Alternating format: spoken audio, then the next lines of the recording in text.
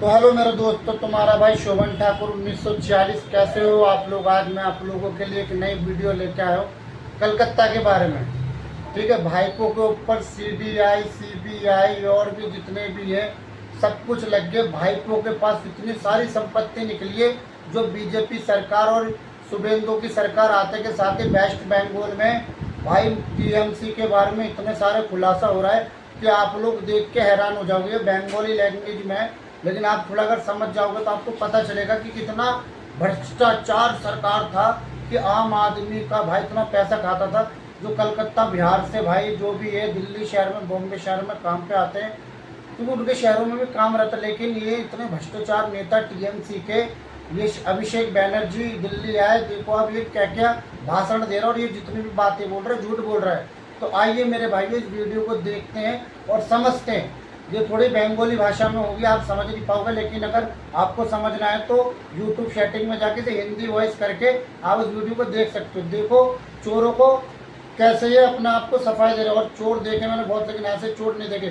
1000 करोड़ खरबों इतने रुपए कमा ले कि इनके 8-10 पुश्ते बैठ के खा सकती हैं। तो बीजेपी ना आते ही भाई इनकी क्लास खत्म कर दी। तो आइए साथ मिलके देखते हैं वीडियो। আমি একবারে বলে দিচ্ছি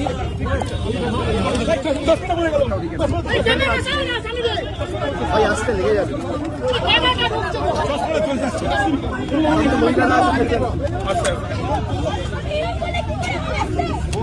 আপনারা জানেন গতকাল আমি ভবানী ভবনে সিআইডি অফিসে গেছিলাম। সেখানে আমাকে প্রায় 5.5 ঘন্টা জিজ্ঞাসাবাদ করেছে তদন্তকারী সংস্থার প্রতিনিধিরা এবং আমি তাদের সহযোগিতা করেছি। আমার লিগাল রাইট, আমি কোর্টে মুভ করবো। কোর্ট আমাকে 6টার মধ্যে গতকাল ভবানী ভবনে সিআইডি হেডকোয়ার্টারে সশরীরে উপস্থিত থাকার জন্য নির্দেশ দিয়েছি।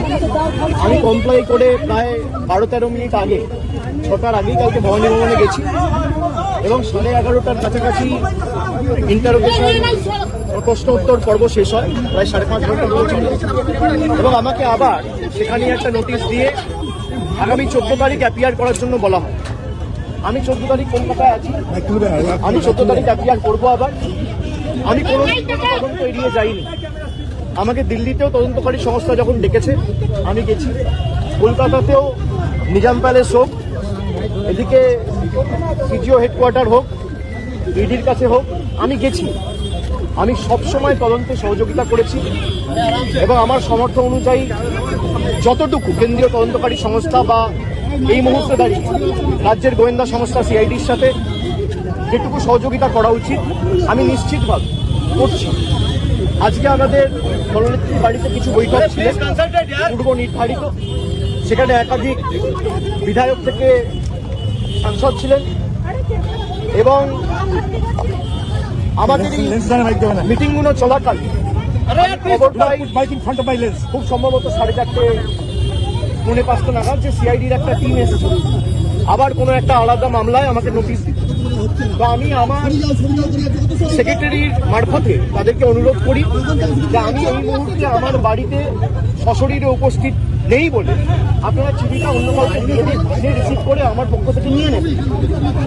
এবং আমি অনুরোধ করি যে আপনারা যদি আমাকে দিতে চান তাহলে আপনাদের অপেক্ষা করতে হবে, তার কারণ আমি এই মুহূর্তে আসতে পারবো না মিটিং থেকে বেরিয়ে। আপনি আপনার মতো করে যখন ইচ্ছা নিয়ে বলবেন যে আপনাকে ছাড়া কাউকে আমরা দেবো না। আমি যদি বাড়িতে না থাকি তাহলে আপনাকে অপেক্ষা করতে হবে আমার ফেরার জন্য। এখন প্রায় 7:20 বাজে, আমি বাড়িতে ঢুকেছি, আপনাদের সাথে কথা বলছি 5-10 মিনিট হয়েছে। 6-7টার মধ্যে আমি বাড়িতে ঢুকেছি। আমি ঢুকে দেখছি সিআইডির প্রতিনিধিরা নেই, তারা ফিরে গেছে। তারা যদি পরবর্তীকালে আমাকে ফোন করে আসে, আমার সাথে যোগাযোগ করে আসে এবং আমাকে বলে কোন সময় গেলে আমি বাড়িতে থাকবো তখন নোটিশ দেবে, আমি নিশ্চিতভাবে জানাবো। আমি যখন বাড়িতে উপস্থিত নই সশরীরে তখন যদি তারা এসে নোটিশ, তখন যদি তারা আসে নোটিশ দিতে এবং একদম স্পষ্টভাবে বলে যে আপনাকে ছাড়া কাউকে নোটিশ আমরা দেবো না, আপনার হয়ে কেউ যদি রিসিভ করতে চায় সেই সুযোগ পাবে না, তাহলে আপনাকে আমার ফেরার জন্য অপেক্ষা করতে হবে। তো আমি আপনাদের মাধ্যমে আমি অনুরোধ করবো যারা নোটিশ দিতে এসেছিল আপনারা যদি আসেন নিশ্চিতভাবে যোগাযোগ করে আসুন, আর না হলে অপেক্ষা করুন। আমি যখন ফিরবো আমি তখনই নোটিশটা আপনাদের তরফ থেকে আপনাদের কাছ থেকে নিতে পারবো। আপনারা যারা আমাকে প্রশ্ন করছেন আপনি তদন্ত এড়িয়ে যাচ্ছেন, আমি কোনো তদন্ত এড়িয়ে যাইনি, আমার দোকানোর কিচ্ছু নেই। আমি কেন্দ্র সহ তদন্তকারী সংস্থার সম্মুখীন হয়েছি এখনো পর্যন্ত 8 থেকে 10 বার। যারা এতদিন ধরে তদন্ত চালাচ্ছে, আমাকে যখনই ডেকেছে আমি গেছি। আমাকে সিআইডি সামান দিয়েছিল, প্রথম সামান 30 তারিখ বিকেলে আমার উপর আক্রমণ হয়, আপনারা দেখেছেন। 48 ঘন্টা আমি বাড়ি থেকে বেরোতে পারিনি। আমি সময় চেয়েছিলাম, আমাকে 8 তারিখ ডাকা হয়েছে। 8 তারিখ আমি ছিলাম না। আমি 6 তারিখ দিল্লির উদ্দেশ্যে রওনা দিয়েছিলাম, ইন্ডিয়া জোটের মিটিং ছিল। 8 তারিখ তারা জানে যখন আমি দিল্লিতে, তখন 8 তারিখ বিকেলে নোটিশ দিয়ে বলা হচ্ছে 9 তারিখে আসবে। 9 তারিখেও আমার বৈঠক ছিল। আমি গতকাল সঙ্গে সঙ্গে যখনই আমি কোর্টের নির্দেশ পেয়েছি, আমি সঙ্গে সঙ্গে 6টার আগে গেছি এবং তারা যে প্রশ্নগুলো করেছে, আমি তো এখানে আলোচনা করতে পারি না, যদিও আমি দেখছি মিডিয়া অনেক কিছু বেরিয়েছে। আমায় কি প্রশ্ন করেছে, তদন্তকারী সংস্থার কাছে আর আমার সাথে কি আলোচনা হয়েছে, এটা মিডিয়ায় চলে আসছে। এবং আমি বাড়ি ফেরার আধ ঘন্টার মধ্যে আমাকে প্রথম প্রশ্ন কি করা হয়েছে, আমাকে দ্বিতীয় প্রশ্ন কি করা হয়েছে, আমাকে তৃতীয় প্রশ্ন কি করা হয়েছে, আর উত্তরে আমি কি বলেছি, সব আমি দেখছি মিডিয়ায় রিপোর্ট হয়ে গেছে। আমি এটা নিয়েও আগামী দিন হাইকোর্ট মুভ করব। আমি যখন তদন্তে কি আলোচনা হয়েছে কারোর সাথে আলোচনা করছি না, তার মানে আমি ধরে নিতে পারি তদন্তকারী সংস্থার কাছ থেকে মিডিয়ায় খবরগুলো লিক হচ্ছে। যদি লিক হয়ে থাকে, ইনভেস্টিগেশনের উদ্দেশ্য তো ঠিক নয়। সুতরাং আমি বারবার তদন্তকারী সংস্থা যেখানে আমাকে ডেকেছে আমি গেছি। আমি যদি কলকাতায় উপস্থিত না থাকি আমি তো যেতে পারি না। আমার সামর্থ্য অনুযায়ী যেখানে যখন প্রয়োজন হয়েছে যে মামলায় ডাকো।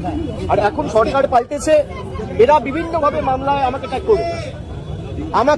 আমি শুনেছি যে মামলায় আজকে আমাকে নোটিশ দিতে এসছে, আমি বলেছি 4 তারিখের পর ডিজে বাজে।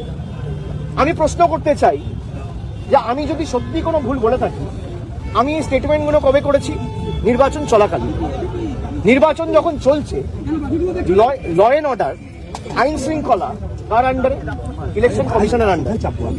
মমতা বন্দ্যোপাধ্যায়ের আন্ডারে তো ছিল না। তাহলে তখন আমার বিরুদ্ধে এফআইআর হলো না কেন? ইলেকশন কমিশনের বিরুদ্ধে কমপ্লেন হলে ইলেকশন কমিশন আমার বিরুদ্ধে ব্যবস্থা নিল না কেন? তার কারণ আমি যদি ডিজে বাজানোর কথা বলে থাকি, দেশের স্বরাষ্ট্রমন্ত্রী বলেছে তৃণমূলের লোকেদের উল্টো করে ঝুলিয়ে দিয়ে সোজা করে দেবে। প্রত্যেক ক্রিয়ার সমান এবং বিপরীত প্রতিক্রিয়া রয়েছে। আপনি বলবেন জ্ঞানেশ কুমারকে যদি আমার এগেনস্টে অ্যাকশন নিতে হতো, তাহলে অমিত শাহর বিরুদ্ধেও অ্যাকশন নিতে হতো। অমিত শাহর বিরুদ্ধে অ্যাকশন নেওয়ার ক্ষমতা ইলেকশন কমিশনের নেই, তাই আমার বিরুদ্ধেও অ্যাকশন নিতে পারেনি। সরকার বদলেছে, এখন মামলা হয়েছে। তাহলে আমার বিরুদ্ধে যদি মামলা হয়, আমি ডিজে বাজাবো বলে, তাহলে অমিত শাহর বিরুদ্ধে এফআইআর হবে না কেন? আমরা তো কোর্টে মুভ করবো। তদন্তকারী সংস্থার কাছে রাজ্যের মুখ্যমন্ত্রী যদি এই কেস আমি বাংলা থেকে বহিরাগতদের আক্রমণ করেছি বলে আমার ভাষণে এই তদন্তভার সিআইডিকে দেওয়া হয়, তাহলে যে বহিরাগতরা এসে বাঙালিকে আক্রমণ করেছে সেই মামলার দায়ভার কেন সিআইডি বা সিবিআই কে দেওয়া হবে না? এই প্রশ্ন তো উঠবেই। এই প্রশ্ন তো এড়িয়ে যেতে পারে না। আপনারা এসব চাপের রাজনীতি, দল ভাঙানো আমরা অনেকদিন ধরে দেখছি। এসব করে কোনো লাভ নেই। 30 লক্ষ মানুষকে আপনারা ভোটার তালিকার বাইরে রেখে ভোট করেও তৃণমূল 41% ভোট পেয়েছে। 2,60,00,000 ভোট তৃণমূল কংগ্রেস পেয়েছে। তাদের প্রতিনিধিত্ব তৃণমূল কংগ্রেস করবে। এক চুল জায়গা তৃণমূল কংগ্রেস ছাড়বে না।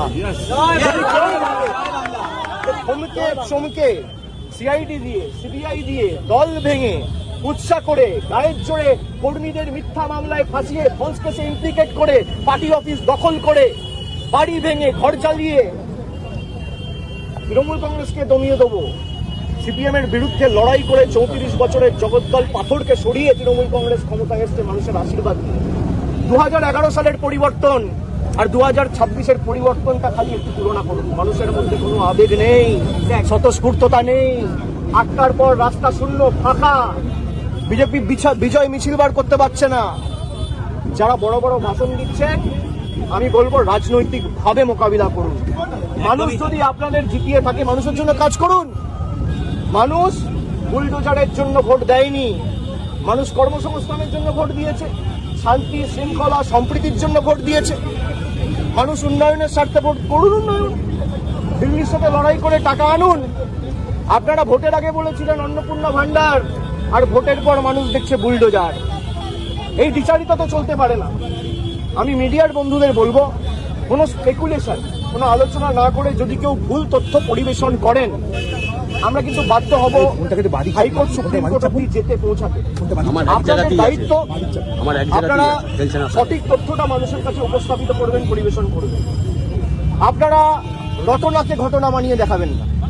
আমার সাথে তদন্তকারী সংস্থার কি কথা হলো, আমার সাথে অন্য কারোর কি কথা আপনি দেখিয়ে দিচ্ছেন। আমার সাথে রাহুল গান্ধীর মিটিং হয়েছে, তৃতীয় ব্যক্তি কেউ নেই, আমি আর রাহুল গান্ধী কি কথা হয়েছে আপনারা জেনে গেছেন। আমিও মিডিয়ার সাথে কথা বলবো, রাহুল গান্ধী। আপনারা জানছেন কোত্থেকে? আপনারা আপনাদের মতো স্পেকুলেট করে যা পাচ্ছেন বলে দিচ্ছেন।